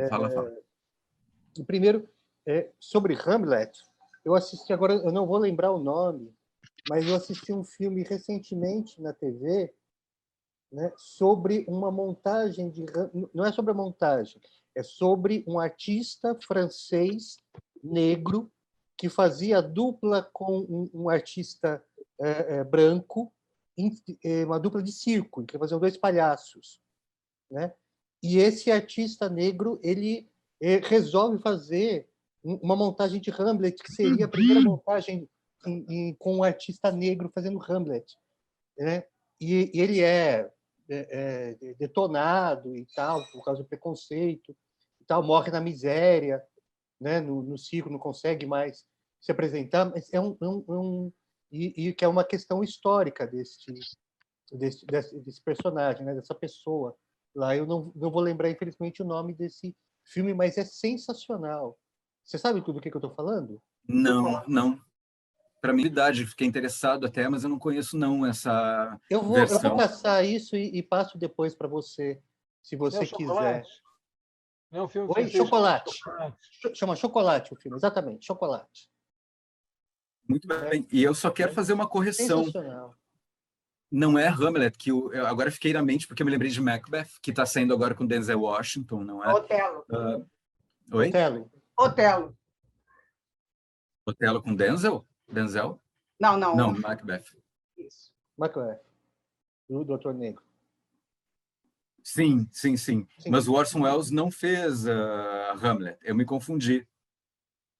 Ele trabalhou, mas agora a Ana Maria falou em Otelo, eu estou procurando aqui na internet, mas fala em Macbeth também. Alguém Mas sabe a informação correta para a gente não o filme registrar chama errado? Chocolate, viu? Você pode procurar. É sensacional, Chocolate. É um filme bem recente. Talvez do ano passado, até desse ano. Gurins, tá, beleza. Eu vi, acho que na Netflix. Eu quero procurar, sim. Eu só quero... eu não tenho nesse canal. Só segura, eu estou tentando confirmar essa informação. Ana Maria, tu tem certeza que é Otelo, não é Macbeth? Que eles fizeram com o elenco negro no Harlem? O Otelo é o filme, né? Ele fez o filme Otelo. Eu acho que é Macbeth. Otelo, Moro de Veneza, né? É isso que vocês estão falando? Estou tentando abrir um arquivo aqui. Não. Oi, tudo bem? Macbeth. O ator dá licença, o ator é Omar Sy, que ele fez Os Intocáveis também. Não é isso? Eu acho que agora está dando uma confusão de informações. Cada um acho que está falando uma coisa. Não, o Chocolate que fez o ator principal do Chocolate é o aluno que fez Os Intocáveis. Acho que é esse nome. Omar Sy. É um ator francês, bastante conhecido por Os Intocáveis, sim. Maravilhoso ele. Aliás, não é Os Intocáveis, tem o filme Os Intocáveis, esse eu acho que é só Intocáveis. Só Intocáveis. O tetraplégico. Ele cuidava de um tetraplégico, né, que queria morrer. Exatamente. Foi maravilhoso aquele papel desse ator, nesse filme. Olha, o Wikipédia está dizendo que ele fez Macbeth, em 1948, e fez Otelo também, em 1952. Viu? Então, por isso que eu estava achando confuso. Mas essa versão que eu estreou no Harlem é Macbeth, então não é o Otelo. O Otelo veio depois. E versão cinematográfica também. Bom, eu estava dentro... Pode falar. O curioso é que a gente pode achar que o filme que ele mais gostou de fazer na vida tenha sido Cidadão Kane. Mas, numa entrevista que passou no canal Arte 1, ele é entrevistado pela Jeanne Moreau durante todo... Não sei se vocês tiveram a oportunidade de assistir, eu assisti mais de uma vez. Ele fala que é a história imortal. Que ele prefere. Sim, cuja atriz principal é a Jeanne Moreau, já uma fase mais tardia da vida dela, né? Será que ele falou para elogiar a entrevistadora? Eu acredito que não, porque ele poderia ter falado outros, né? Ela nem precisava mais disso, ela já estava consagradíssima, né? Agora, eu fiquei curiosa, que eu já vi esse filme, mas agora, depois da entrevista, eu quero ver com outro olhar, para saber por que da importância que ele dá a esse filme, né? Eu acho que é interessante a gente fazer essa análise que você faz, né? Que mitos que estão nesse filme? Que é que traz dentro dele para ele falar: este é o filme que eu mais fiquei feliz em fazer na minha vida? Às vezes não é uma questão propriamente do filme, do enredo, da história, mas é a própria experiência de realização, a equipe que realizou junto, né? A equipe agregada para fazer o filme, pode ser uma série de questões. Às vezes um grande filme acontece por um processo traumático, por exemplo, Apocalipse Now, a gente sabe que é um dos grandes filmes da história do cinema, mas a realização dele foi algo infernal, que levou muitos produtores a quebrar, enlouqueceu muita gente, literalmente, gente acabou perdendo o contato com a realidade, entrando em processos psicóticos, esquizofrênicos, a gente abusou de álcool, enfim, a realização foi muito traumática, muito difícil, mas é um dos maiores filmes do cinema. Então, se a gente perguntar para o Coppola, de repente, se esse é o melhor, é o filme que ele mais gostou de fazer, talvez não seja em função daquele período infernal, né? Vai saber qual é a motivação que leva o próprio criador a escolher a sua melhor criatura, não dá para a gente saber ao certo. Pessoal, algo mais? Ou a gente pode encerrar? Porque já estamos ali pertinho do nosso horário de encerramento mesmo. Mas eu continuo com o microfone aberto, vocês podem comentar. Danilo, eu tinha colocado aqui no chat, diga, né, uma coisinha sobre a obra, né, da introdução, né, análise da imagem de Martine Joly. É um classicão de análise de imagem, né? mas tem um trechinho muito interessante que fala de interpretação de imagem, mas pode ser de qualquer obra imagética, como é o caso de cinema também, né? Que a imagem seja uma produção consciente e inconsciente de um sujeito é um fato. Que ela constitua uma obra concreta e perceptível também. Que a leitura dessa obra a faça viver e perpetuar-se, mobilizar tanto a consciência quanto o inconsciente de um leitor ou de espectador é inevitável. De fato, existem poucas chances desses 3 momentos da vida de qualquer obra coincidirem. Então, a obra é o que o cara pensou em fazer, a obra é o resultado concreto dela, e a obra é a interpretação que a gente dá e como mexe no nosso consciente, como mexe no nosso inconsciente. E essas 3 coisas juntas ao mesmo tempo dificilmente acontece. Dificilmente acontece. Não dá para a gente saber. Então, essa mitocrítica de cinema que você está fazendo, né, é sensacional nesse sentido.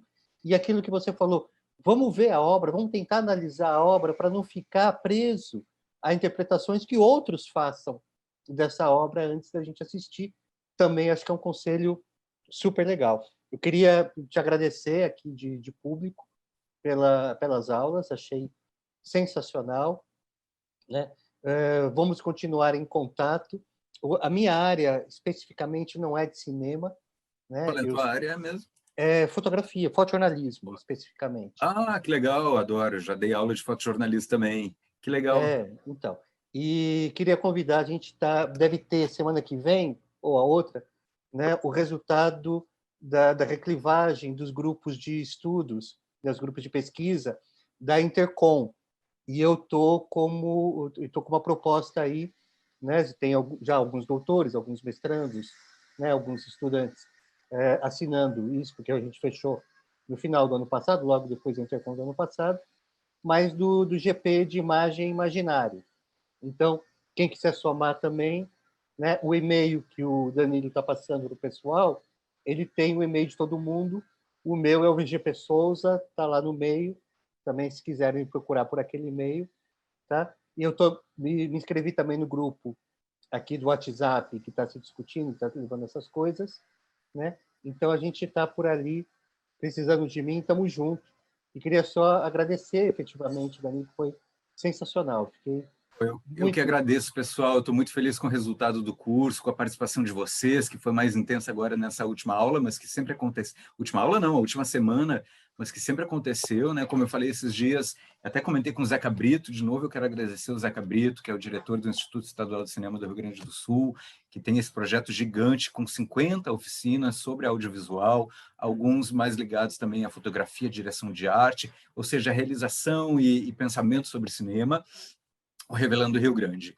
Então, agradeço a ele pela oportunidade, que foi essa oportunidade de levar uma tese que está escrita aí, que está nos repositórios aí de teses e dissertações pelo Brasil, sobretudo da URGS, mas da Federal do Rio Grande do Sul, mas que com o curso do IECine e do projeto possibilitou que mais gente do Brasil inteiro, ou grande parte aí do Brasil, pudesse entrar em contato. E a gente gosta disso, né? O Vinícius trabalha, então, com fotografia e pesquisa. Imagem Imaginário. Ih, travou? Acho que o Danilo travou no finalzinho. Falou em foto, foi feita uma fotinha. Fizeram uma fotinho do Danilo. Ele não está exatamente sorrindo. Olha só que chato, gente. Mas acontece. Acontece. Não, é realmente muito bom. Ô, Fih, de que lugar do Brasil você é? De Mato Grosso, é isso? Parece? Não? Eu tô na Universidade Federal de Mato Grosso, sim. Né? Mas, neste momento, eu estou fazendo um pós-doc aqui na USP. Estou em São Paulo. Né? Então, vim com a família para fazer um pós-doc aqui na USP. E eu entrei nesse curso, Danilo, né?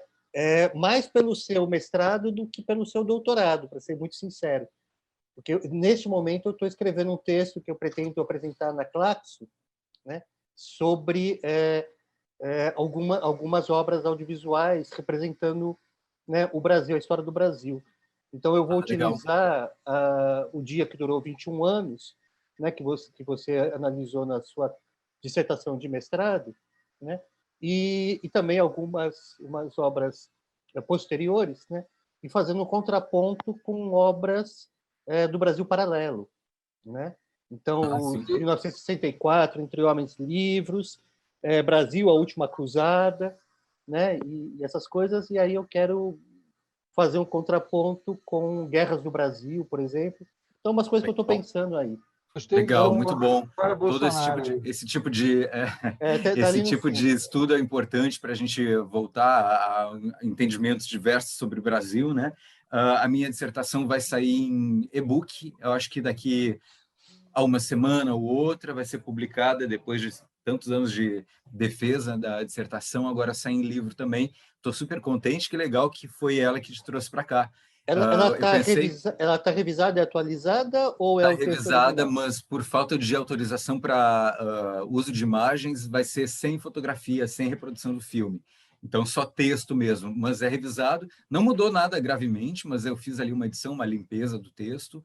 E foi justamente quando eu cheguei no doutorado, eu pensei que o doutorado poderia ser exatamente uma possibilidade de explicação de como eu fiz aquele trabalho na dissertação, porque lá na banca de dissertação as pessoas me perguntaram, e mesmo algumas pessoas que leram depois, como é que tu fez aquela leitura simbólica? Como é que tu chegou em imagens da ordem do imaginário, que são simbólicas, que não estão visíveis no filme? Como é que se faz isso? Então, a minha tese foi para tentar explicar isso. Que legal, então, que essa conexão se deu. Você acha melhor eu esperar uma semana e pegar o e-book? Ou eu posso usar a dissertação que está disponível, né? Eu acho que pode usar ela, porque não sei exatamente a data de lançamento, ainda não veio para mim. Eu sei que está quase pronto, quase a ponto de ser lançado. Quando for lançado, eu posso dar a dica pelo WhatsApp, mas eu não posso garantir que vai ser em uma semana. Daniel, ok. Posso fazer uma perguntinha? Claro, diga, Carlos. Eu tenho um problema que talvez você possa me ajudar com filmes de terror. Por exemplo, das suas aulas, aqui teve uma aula que você convidou eu esqueci o nome da pessoa, ele veio falar isso. E ano passado também teve um curso sobre terror. Eu tentei fazer o curso, eu não sei qual. Na segunda eu já desisti, eu não consigo. E o que me deixa surpreso é que um monte de gente que fala coisas maravilhosas sobre muitos filmes que eu gosto, também adoram filme de terror e conseguem tirar daquele filme de terror um monte de coisa. Eu não consigo, eu acho assim meio perda de tempo filme de terror, né? Eu não acho assim. Estava tão ruim o som, Mônica, tão ruim. Alô? Acho que alguém entrou com o microfone aberto. Você, sobre esse gênero de terror, você também curte um pouco, pelo que eu vi, né? Gosto bastante. Suspense, terror, ficção científica, eu acho legal. Mas suspense, aí que tá. Por exemplo, eu levei anos, eu não queria nem ver o Hitchcock, que eu achava que Hitchcock era terror. Mas Hitchcock não é terror, é outra coisa, é suspense, né? Agora, tem filmes de terror que é só destruição do outro, coisas... Eu não sei, não consigo ver graça num filme desse. E muita gente bacana, inteligente, adora. Me explica, qual é o fetiche nisso? Sei lá. Olha, isso aí é interessante, porque eu falei sobre isso numa das aulas. Eu até vou tentar botar ela aqui, de pandemia. Vamos ver se consigo abrir. Rapidinho, é só um slide, porque a gente eu comentei com vocês, exatamente sobre isso. Por que a gente gosta de ficção? Por que a gente gosta de filmes de terror, literatura fantástica, literatura de horror, que são fundamentais aí para a história da literatura como um todo também? Da onde é que surge essa necessidade que a gente tem não é uma necessidade que a gente tem, mas de uma apreciação desse tipo de conteúdo literário, de conteúdo cinematográfico? Eu estou tentando... agora vai abrir aqui. Mas é justamente porque esse tipo de produção cultural acaba nos colocando em contato com grandes medos que estão dentro da gente, grandes ansiedades que a gente vive, mas isso tudo se dá em um ambiente seguro, não é? A gente não está sofrendo esses medos como a gente sofre eles na realidade. A gente acaba tendo um contato com eles sem o perigo, sem aquela Aqui tá, agora sim, estou liberando aqui. Sem entrar em contato com esse perigo que pode ser prejudicial ao corpo e à mente também, é claro. Deixa eu colocar aqui na tela e a gente vai acompanhar isso rapidamente.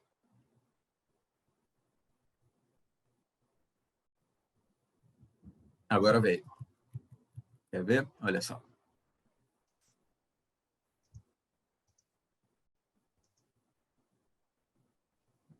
Oi, tudo bem? Meu nome é Gabriela. Gabriela, só um minutinho, por favor, que agora eu vou só apresentar isso rapidinho. Olha ali, ó. Ficção e realidade, ou por que a gente tem interesse nesse tipo de história, de conto, lenda, enfim, que são ficções e que acabam abordando o horror, o terror. A gente chama aqui no Brasil de terror, né? Mas na linguagem do cinema, no gênero, seria horror. Mas por quê? Complementam a nossa realidade, acabam fazendo essa mediação entre sujeito e mundo, formas de pensar essa realidade, esses medos, sonhos, desejos que a gente tem. Tudo isso a ficção científica ou filme de horror ou literatura fantástica fazem por nós, colocam a gente em contato com essas outras realidades. Mas a gente entra em contato com esses medos pessoais, com temas nefastos, com mitos trágicos, tragédias em geral, com uma cultura gótica como um todo, de uma forma profunda, que ativa nossas pulsões de morte, por exemplo, mas de uma forma segura. Deixa eu ver se consigo rodar a tela aqui. Onde é que está? Era basicamente isso. Eu achava que tinha mais uma tela lidando sobre isso. Mas, enfim, a gente acaba não sofrendo esses medos da forma que a gente sofre na realidade. A gente tem essa experiência, a gente entra em contato com esses sentimentos, esses afetos, de uma forma segura, seja lendo um filme, vendo um filme, seja lendo um conto ou um romance. Quer dizer, a gente está na segurança do lar, sem uma possibilidade de sofrer esses ataques ou essas possibilidades de maculação do corpo, né, de sofrimento físico, essencialmente dito. Isso tudo é da parte da ficção. A gente acaba entrando em contato com essas pulsões, com esses medos existenciais, mas de uma forma segura. Então, basicamente isso, a gente acaba fazendo uma catarse pessoal quando a gente entra em contato com esse tipo de literatura ou de filme, sem entrar em contato com a catarse real de um momento de insegurança, de um momento de violência, de um momento de assassinato ou algo nesse sentido. Então, mais ou menos por isso que tanta gente gosta. A gente acaba liberando as nossas ansiedades e entrando em contato com temas que são tabu, olha ali, ó, tortura, homicídio, incesto, necrofilia, por meio da ficção. São assuntos proibidos, são temáticas do submundo, são coisas que são, ou temáticas que são proibidas, digamos assim, legalmente ou pela justiça, porque o assassinato é proibido, o incesto e estupro também. Então, isso é proibido legalmente, mas na ficção isso se torna livre, e com ela a gente pode, com a ficção, a gente pode entrar em contato com essas situações. Mas tudo de um ambiente seguro, a salvo, sem que a gente esteja passando o perigo exato que aconteceria no mundo real.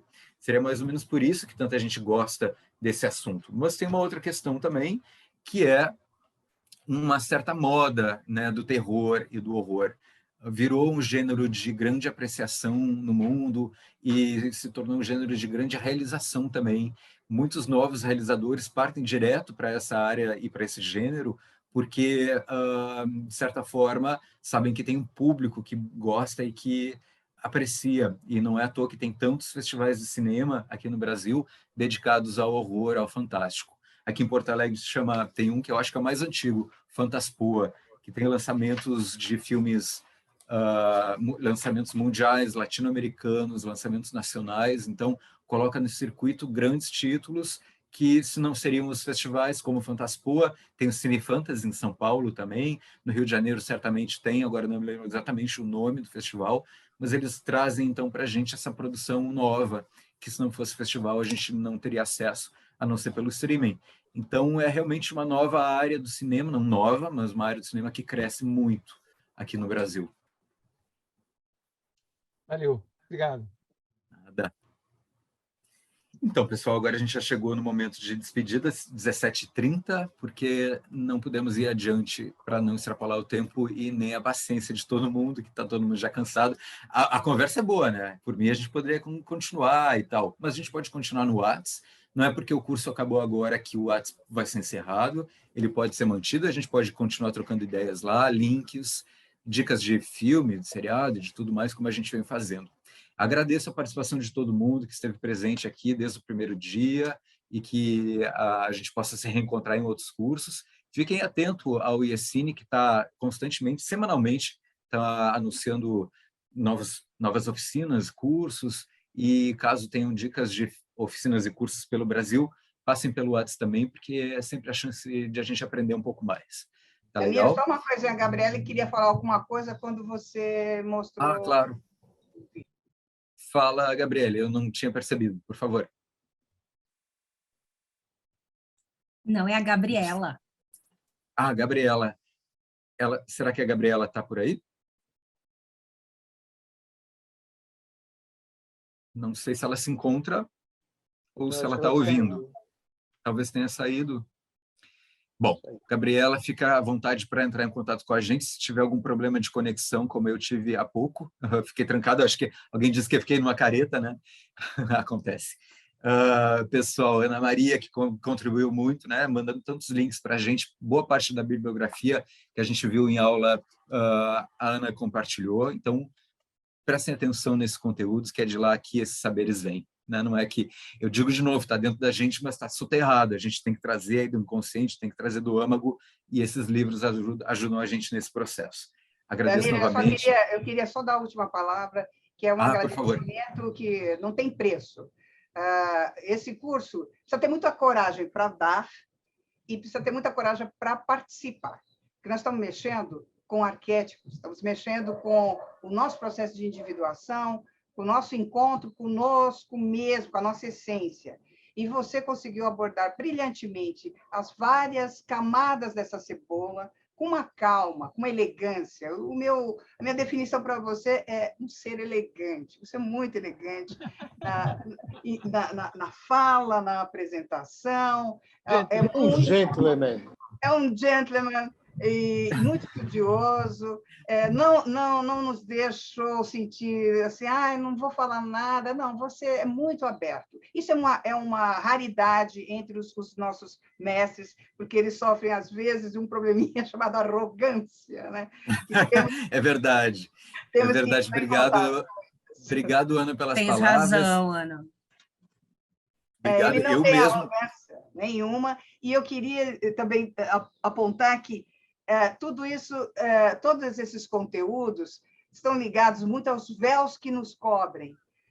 O Danilo foi nosso companheiro para a gente tirar véus. Podem ser 7 até. Então, que ele tenha nos ajudado a tirar um, ainda temos 6 pelo caminho. Eu só tenho a agradecer. E é essa turma maravilhosa que contribuiu com as suas trocas, ou por chat, ou pessoalmente. Foi uma das turmas que eu mais gostei de participar. Tem gente do Brasil inteiro aqui. Isso é de uma riqueza, numa época que a cultura está sendo devastada, que não tem preço. Muito obrigada a todos. Obrigado, Ana, pelas palavras. Eu fico muito contente, porque tu tem um conhecimento muito grande, eu aprendi muito contigo, com todo o pessoal que falou, mas eu gostaria de chamar a atenção para isso que a Ana comentou. Lidar com esses assuntos é algo muito delicado. Né? A gente falou aqui de inconsciente, pessoal, consciente coletivo, arquétipos, simbolismos. São questões que eu entro em contato agora, academicamente, com muito cuidado. A Ana Thaís chama atenção para a gente com relação a isso, a minha orientadora, constantemente. Quando a gente lida com sonhos, aborda sonhos ou tenta interpretar tudo isso a partir do simbólico, isso é muito delicado, né? Não é à toa que os mitólogos, simbolistas, os psiquiatras, psicanalistas, psicólogos lidam com isso também com muito cuidado, porque a gente não pode passar por cima de séculos e milênios de simbolização como se a gente fosse dono desses assuntos. É como se a gente pudesse se apropriar simplesmente fazendo algumas leituras, um mestrado, doutorado. Eu estou ainda aprendendo, tenho certeza que isso é só o início. A Ana Thaís, eu sempre chamo ela, porque se não fosse ela, eu não estaria aqui com vocês. Ela diz, vocês agora que são doutores, vocês agora vão começar a pesquisar. Então, é só um processo que eu estou em início, né? E é bom que eu possa compartilhar tudo com vocês, mas, de novo, eu digo, estou aprendendo ainda e aprendendo com vocês, então, fico muito feliz que tenha percorrido esse caminho junto desse grupo que me trouxe tanto prazer e as aulas também que acho que foram proveitosas para todo mundo. Então, obrigado, Ana, pelas palavras. Eu gostaria, se pudesse indicar no WhatsApp alguma página, algum perfil que a gente pudesse te acompanhar. Eu gostaria que todo mundo fizesse isso também. De repente, a gente se encontra no WhatsApp para continuar conversando, não no WhatsApp, não, eu digo no Instagram, no Facebook, seja onde for, para a gente aprofundar também os nossos conhecimentos com os conhecimentos de cada um. Tá legal? Agradeço novamente, gente, muito obrigado. Foi um prazer passar esses dias com vocês. 30 horas de aula, acho que até mais, de repente. Desculpe, Alice, que vai ter que editar tanta coisa, mas eu te ajudo, não tem problema. E a gente se encontra, então, numa próxima ocasião. Tá bom, gente? Valeu. Beijo, beijo. Foi um prazer. Tchau, gente. Prazer Muito foi meu. legal. Tchau, gente. Prazer. Imensa. Tchau, Beijo. tchau. Tchau. Obrigadão, gente. Obrigada. Tchau. Valeu.